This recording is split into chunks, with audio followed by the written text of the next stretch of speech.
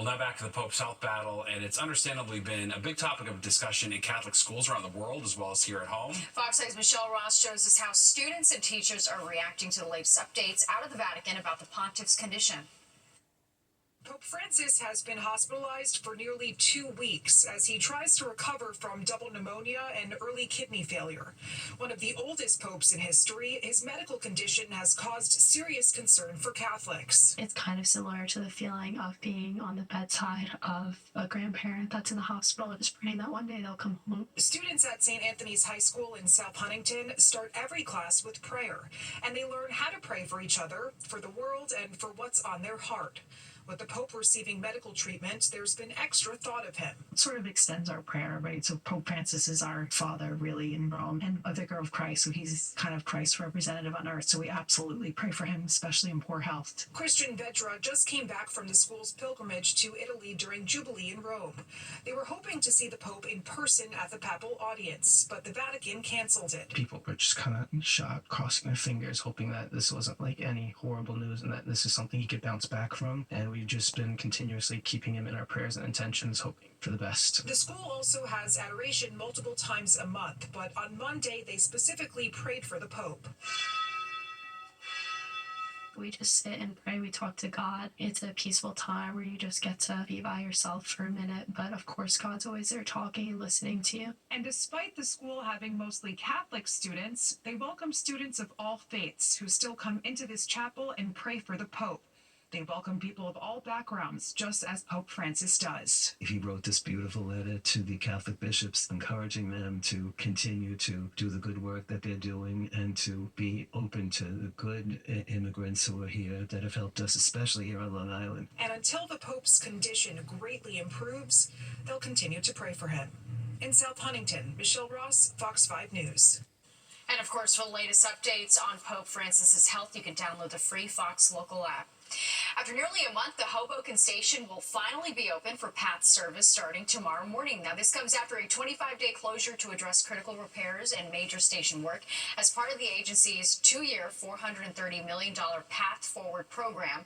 The first World Trade Center bound train will depart Hoboken at 5 a.m., while the first 33rd Street bound train will depart at 5:06 a.m. Well, getting carded isn't just for the club or the bar anymore. That's right. To get into the Golden Arches in Brooklyn, you got to get ready to have an adult with you if you are under 20. And they say silence is golden, but what about when it comes to your love life? We're breaking down the new research.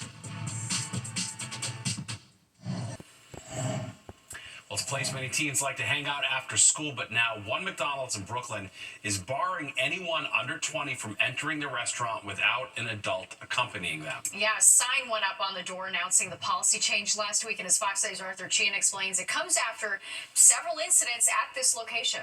Most retailers look for ways to increase foot traffic, but the McDonald's at 2154 Nostrand Avenue in Brooklyn is doing the opposite. As the sign on the door shows, anyone under 20 needs an ID or a parent to get in. This sucks. While some dislike the new door policy being enforced by a trio of security guards and backed up by NYPD officers outside, the reasoning is plain. McDonald's locations are all too often the scene of violent crimes, and both the victims and perpetrators can often be young. Those who patronize this location themselves have seen issues. What have you seen happening? They jumped the security guard, the Grubhub guy, fights, jumps. Maybe like blocking the doorway, blocking the ATM machine. Some point out the children need a place to congregate and after-school options. And locals tell Fox 5 a new recreation center should be opening soon. But NYPD stats show without it, there have already been nearly 30 911 calls to this location in this young year, which is set to exceed the past 3 years, during which more than 100 911 calls were made for this location every year. And with that, the new door policy has its fans. I would suggest they keep up with the IDing people. Honestly, I feel like that's the best, and it's just like what you have to do. Do what you have to do, honestly. While this McDonald's is making waves because it's the first one we know of in the city that's doing this, some people out here say they would support other retailers if they decide to do the same. I'll be supportive because they're a bother. They don't know how to behave. A feeling that may make the door policy at this McDonald's food for thought for other retailers in the city. In Flatbush, Brooklyn, Arthur Chien, Fox 5 News. The owner of the McDonald's tells Fox 5 that he's increased security at the restaurant and the measure to ID customers is being done to prioritize safety. Well, Starbucks is making some big changes to its menu and workforce. The coffee giant CEO says he is eliminating more than 1,000 positions, removing corporate layers, eliminating duplicate roles, and will not fill several hundred openings. He's also removing 13 drinks from the menu that he says are either difficult to make or too similar to other options. The changes take effect next month. Well, after being in mothballs, it is making a ferocious comeback. Yeah, Gen Z is rediscovering the fur coat, but they're shopping for it in a very different way. Plus, asteroid all clear. The odds of one hitting Earth in 2032 just went way down. Thanks, Nick. Well, you can breathe a sigh of relief now that scientists have said asteroid 2024 is no longer a threat to Earth. The asteroid was discovered in December by scientists in Chile. Since then, it's sparked concern it could strike our planet in the year 2032. The probability of impact was around 3%, but that risk level has since fallen to 0.17%.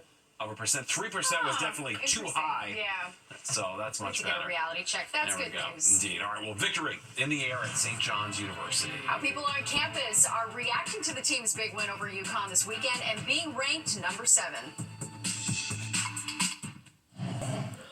Well, the classic fur coat seemed to be taboo for a long time, but apparently now it's back thanks to Gen Z. All right, and as Fox 5's Meredith Gorman shows us, the fur is flying off the racks at thrift stores because of it. Real fur is back in style. Well, vintage fur. And young people are snagging it in consignment stores and wearing the once taboo trend. I've been seeing a lot of younger people come in, it seemed like. Buying used real fur has given people the opportunity to wear fur for a more reasonable price than if they were to purchase it new, too. This is the Sang sable coat, and it's from Neiman Marcus originally. You know, this one probably retailed for originally $100,000. The trend of wearing vintage used fur this winter has exploded in young people, particularly in Gen Z, thanks to social media like TikTok, where it has become more normalized, unlike the way that wearing any type of fur was widely viewed in the past. I think to the extent that fur represented a kind of cruelty that a whole generation rejected, it's created an opportunity, I'll say sadly, for the next generation to show their individuality and their rebelliousness. PETA's Director of Outreach Communications, Ashley Byrne, tells me that many of the young people who are wearing vintage fur right now are too young to remember the anti-fur campaigns from back when fur was very popular. Most of the people buying these vintage items made of real fur would never even consider buying a new real fur item. It's unnecessary and it's gruesome. My friend have a full vintage fur and I love it. I think it'll be very good for recycling and actually very trendy too. I'm not for slaughtering extinct animals, but faux stuff is bad for the environment, so it's a slippery slope. And if you've walked the streets of New York City this winter, you've most likely seen some young people wearing vintage furs like this. Reporting from the Upper East Side, I'm Meredith Gorman, Fox 5 News. 8975.